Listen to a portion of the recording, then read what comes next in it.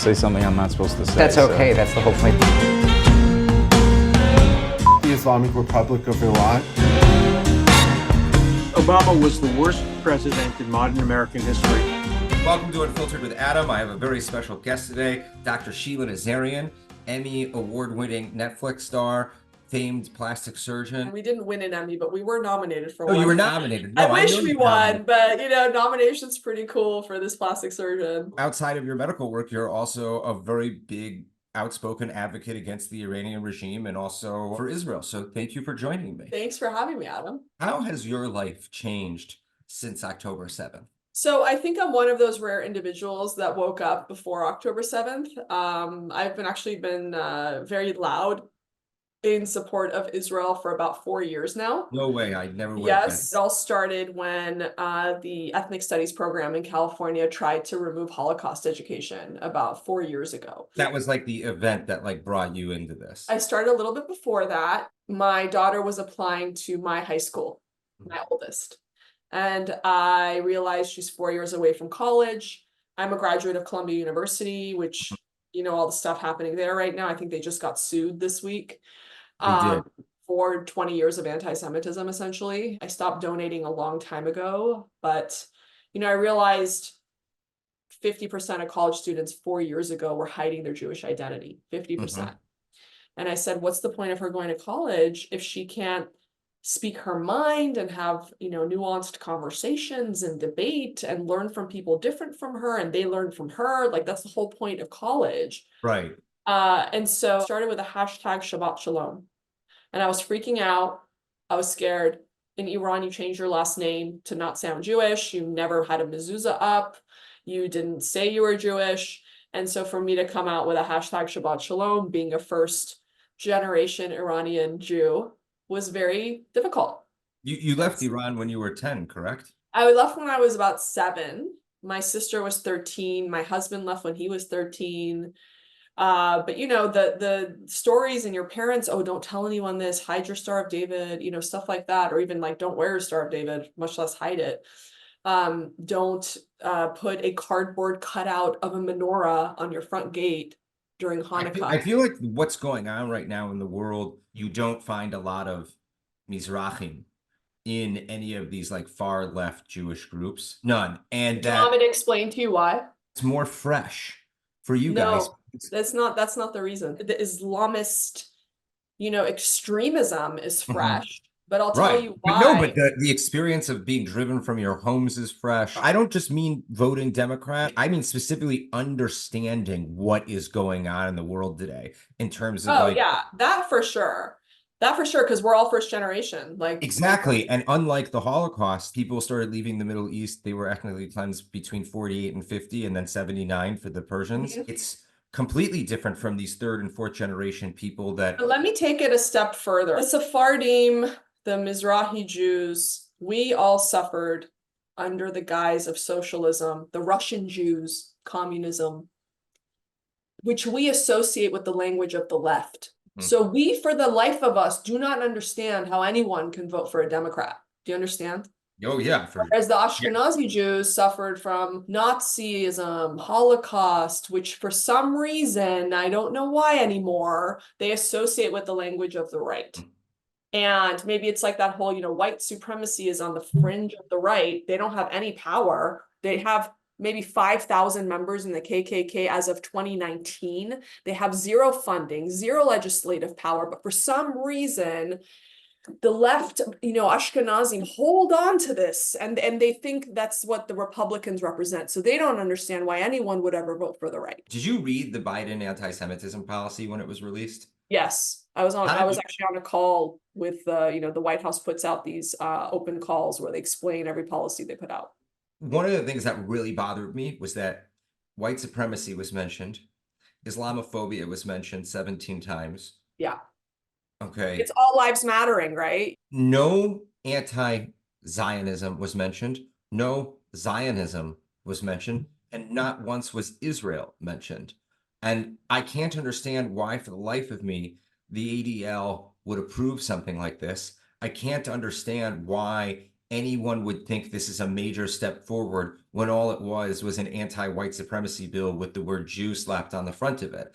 And Well, I again, the ADL, if you follow them on Instagram in recent years, and I've been openly critical to their face and on social media, me too. all I they did do is call out white supremacists. Like that is the most major threat to American Jewry that exists. Very recently, they started calling out the left. No, they wouldn't. And it was because of the Democratic base that they were helping support. When you call them out on it, they're like, no, Sheila, we need to be more united than ever. I'm like, okay, let me come on you and then tell you to be united with me. That's not how it works. I was doing an interview at the start of the war, and they were talking about If Not Now and Jewish Voices for Peace.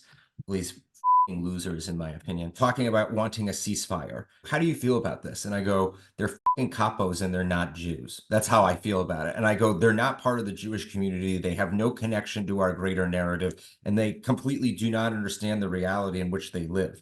And well, it's not even that. Did you see that tweet that a Muslim person made for Jewish Voices for Peace? By accident, he made it on his own Twitter account.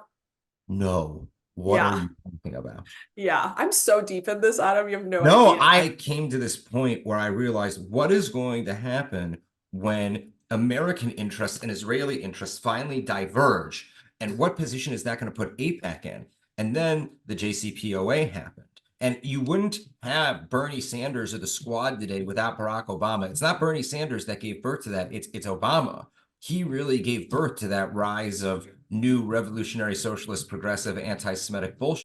And for the first time ever, we had a president that literally created a plan to divide the Jewish community in America. If that's not the most anti-Semitic shit you've ever heard, I don't know what is. How do these people even support this type of thing? How do Jews support this type of thing? It's not only Jews, it's dumb people in general. But yes, Jews, for sure. I think that with Jews, it's a failure. I'm sorry to say this. It's a failure of their parents not teaching them their roots and not teaching them their history, number one. Number two, I think it is this deep desire to fit in. I think a lot of young people feel very lonely and very lost, and also very much want to be part of something bigger than them to give their lives purpose. And also, I think there's this lack of accountability with young people right now that very much so, instead of looking within and saying, what have I done that has led to my stagnation or not being as successful as I thought I would be at this point in my life, it's much easier to say, oh, it is the oppressor. It is an external thing that is holding me down and not my own failures that are holding me down.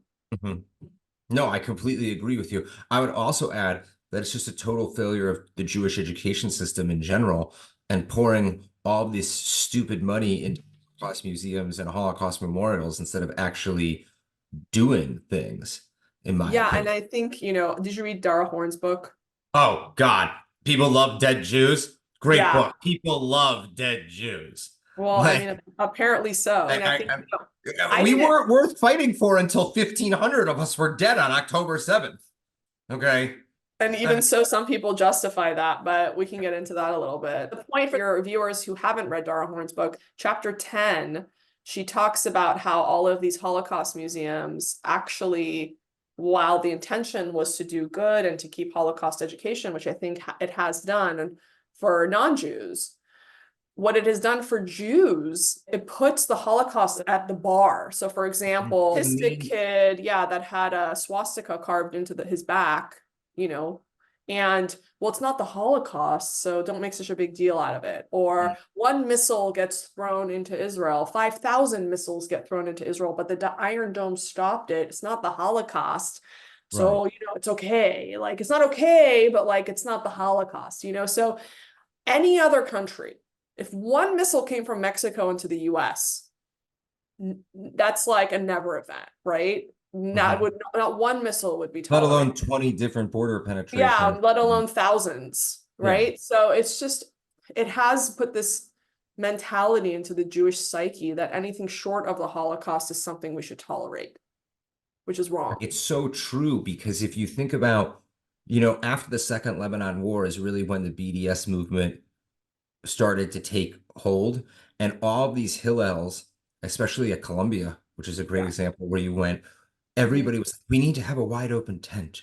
We need to include everybody. We need to be so open to everybody. We need to not offend anybody. And like, we don't need to stir up problems with the anti-Semites. And it caused me so many problems in college. They labeled me as like a political extremist when all I was trying to do was stand up for who we were and what we stand for, which is, you know, obviously democracy and peace and a new Middle East in respects. What do you think that attitude of not only dismissing these things, but trying to have this wide open tent without defined like borders of identity? Because I think that that's like a huge source of the problem that you talk about. It's this narcissistic, naive American mentality to think that everyone shares our core values, the Jewish core values of life, Yeah. of tikkun olam. Tikkun olam, what it really means, or tikkun olam, what like the reform movement and the like, The reform you know, movement. I mean, I think that what people assume is everyone values life. But I think it's been very clear since October 7th that certain cultures value martyrdom and death. Right? But prior to October 7th, even I went to the survivor event. I spoke at this event, Bring Them Home Now, and a bunch of the families that had had family members murdered or taken hostage from Be'eri were there. And so they asked me to speak. And I got up and I said, I hope that you understand that people don't share our core value of life. And to assume so is to be naive and narcissist. I'm saying this to the families that literally had their family members murdered. And I was like, after I got off stage, I was like, maybe that was too harsh. The first person, survivor, stood up and he said, Dr. Nazarian, our religion was not Judaism. Our religion was peace, and our religion has been shattered. Because that was the population of the Gaza envelope. Right. These people were flying kites so that the children of Gaza would see that we want peace. They were voluntarily driving Gazans that had medical problems to Israeli hospitals to be treated. And they were the ones that were murdered and raped. And that's what the world doesn't understand. Well, I think it's what the Jews didn't understand, Adam. More importantly, I don't disagree. somebody told me, why did it take October 7th for the world to wake up? And this is like a new Jewish activist.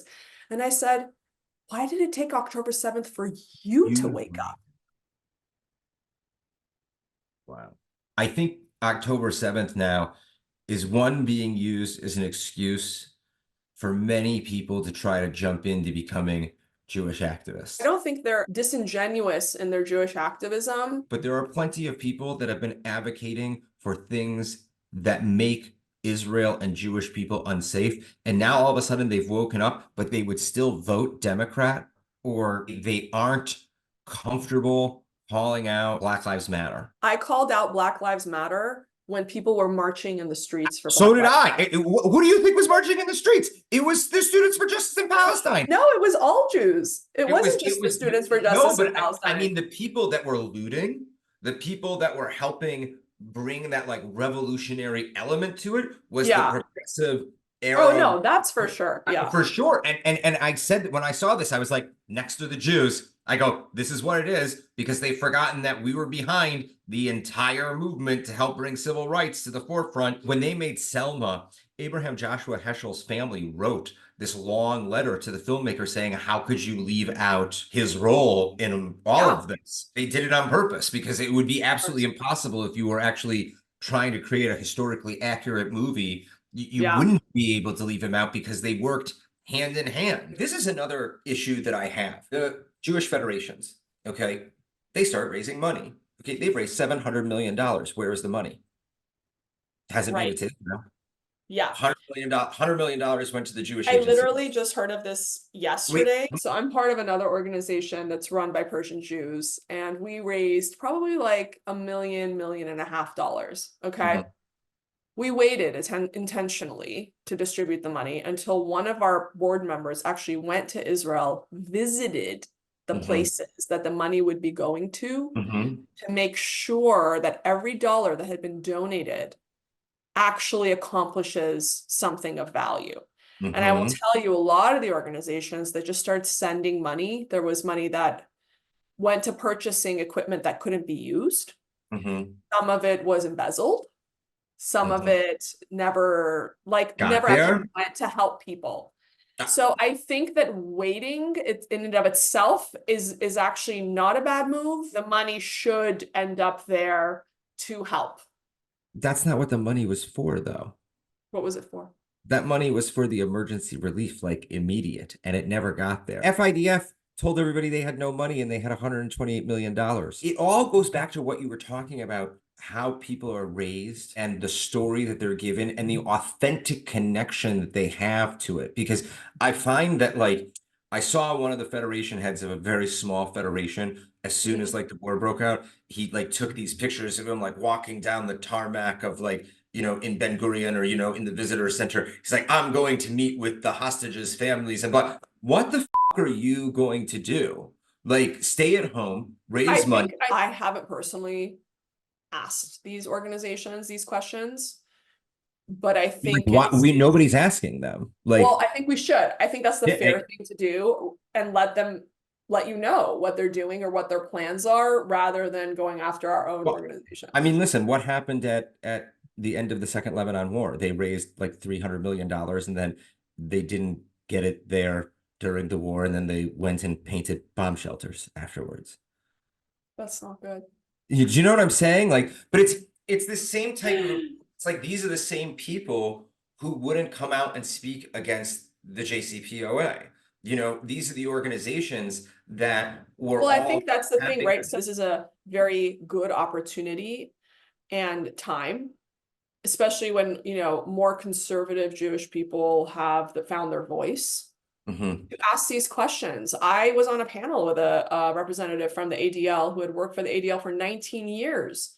And I wasn't going to do it. I really wasn't. I wasn't going to do it, but somebody from the audience did it and, asked them, why aren't you calling out the squad? Why aren't you calling out, hatred, Jew hatred on the left? And so because that person started it, we got into it.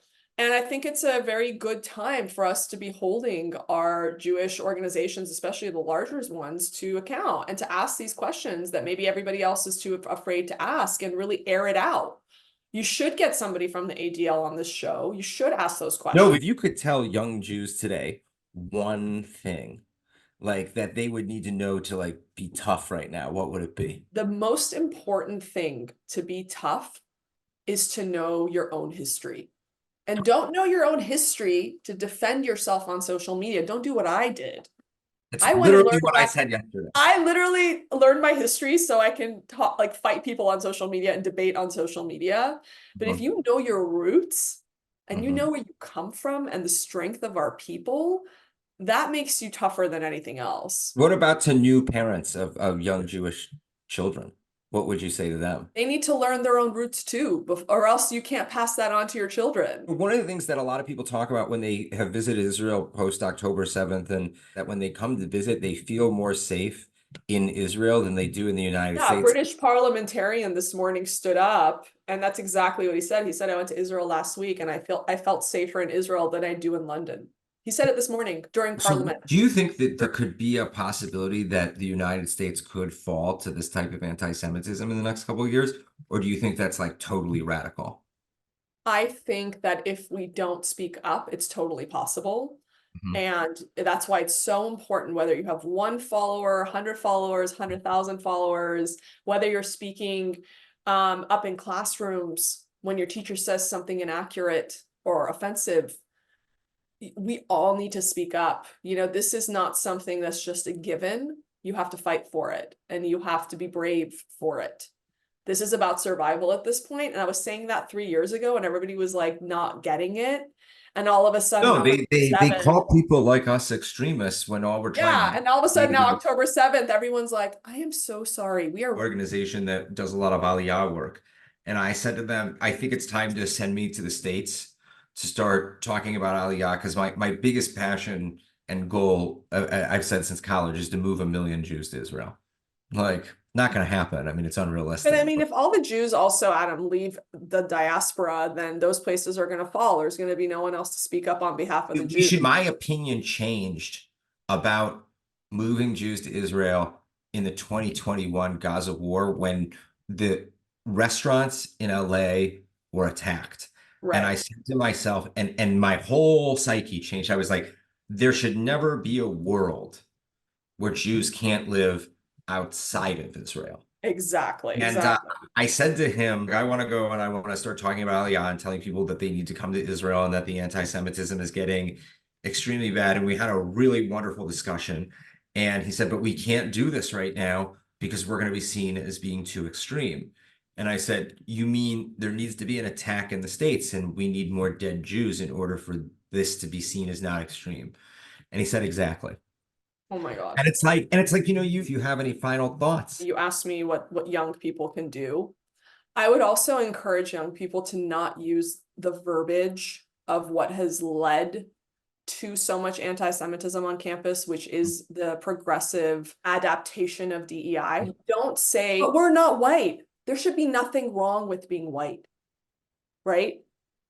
Don't say, oh, I'm privileged. I'm coming from a privileged position. Don't use terms like, this is your truth and my truth. No, there's one truth, the truth, and there's your feelings about the truth.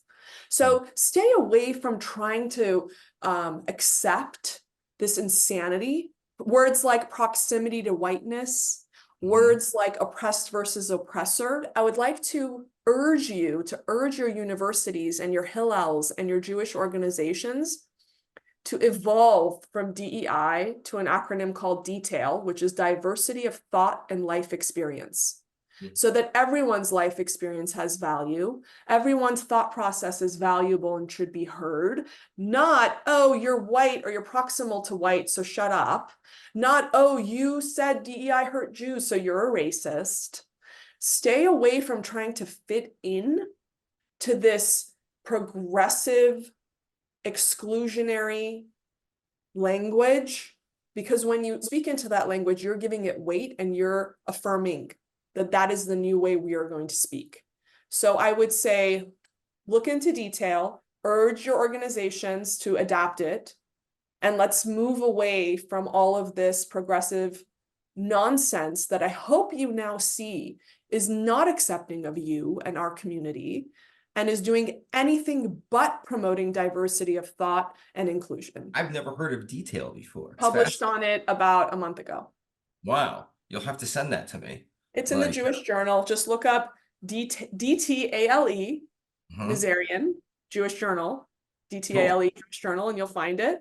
And I'm publishing 2 more articles on it and a book very soon. Oh, wow. Well, I'm glad that this gets to be your first book plug. That's fantastic. Yes. Like, that's one of the questions that they asked me last night was about this. And I said, well, do you consider yourself white? And they go, white passing. I completely agree. I've never considered myself white. When I think of the word white, I think of white Anglo-Saxon, Protestant, WASPs, Gentiles. But who cares? Like, why should that person's life experience be of less value? Most of my friends in high school were African-American. I was never white. I was Me too, Jewish. Because I was brown and I was just lumped with the color. So, I wasn't You were not fair skinned, therefore you belong there. Yeah, I was light skinned. Okay, that's what they were like. You're Jewish, you're light skinned. There's a difference. Yeah. And like, I do think there is some validity to that argument that we shouldn't be allowing people to put us in an ethnic group, especially Ashkenazi Jews, that they're not a part of and they're not in my opinion. What I'm trying to propose to you, Adam, is to take the next leap. Oh, yeah. It's not about what ethnic group I am in or not in, or you think I'm in, or I pass in. It is about my life experience, my ability to overcome adversity, my challenges, the lens through which I see the world based off of the things that my family has been through. Let me tell you my story. Not, let me tell you my white story or my black story, or my white story is less important than this person's black story. And an example I always give, Adam, is think about a black basketball player's child with 25 tutors, the best private school education, but yet on their college admission, paper, they write about one microaggression and that they're, African-American and they're in. Now take a white single mother meth addict in Kentucky whose child went to the public library every day on his bike to use the public computers to study Khan Academy free on those public computers, but applied to the same school that the basketball player's child. Who got over adversity? Who deserves to be in that school? But one of them's white, though. Shouldn't we be looking at people's life experiences? And sure, listen to me, racism could be part of your life experience, and it could be very relevant to your life experience. But it doesn't matter whether you have darker skin or lighter skin or what percentage melanin you have. It's really the adversity and the grit and the talent and the merit that we should be looking at. For sure. Or else this country will not progress. This country will not technology. Well, that's what I was talking about before with you when I saw Obama in December 2006 on Oprah, and then later with all of his speeches. He created a complete and utter race divide in this country. And originally it was about unity, and clearly him and Michelle had very different plans. And I don't think he created the race divide. I think that he played into it. Oh, I think he used the bonfire whatever that there was. I think the fire was maybe built before he got there, but he definitely set it aflame. He used it to his advantage. Yeah, 150% he did. I did not grow up in a time in America where race was such a big deal. I felt like I grew up in a time where everybody had finally gotten past it. Same. And then all of a sudden, my whole family's from Chicago. I'm a 5th generation Chicago. And my hero was Michael fucking Jordan growing up, okay? And Scottie Pippen and Dennis Rodman, okay? The Bulls. I did not care. That just doesn't make sense. All of a sudden, all millennials just became racist when we had grown up in a time when we were past that. And like Diversity Day was like the cool day at school. One, because we didn't do anything. Two, because we got to see everybody do all these crazy dances and we're crazy. I mean, like we've gone backwards. We've gone backwards. We went completely backwards. We went completely backwards is what we did, in my opinion. Well, Sheila, I have to thank you for joining me on Unfiltered. And it was an absolute pleasure to have you. I would love to do this again with you. I hope the next time I'm in LA, I'll get to meet you in person. And bam. Sounds good. Thank you.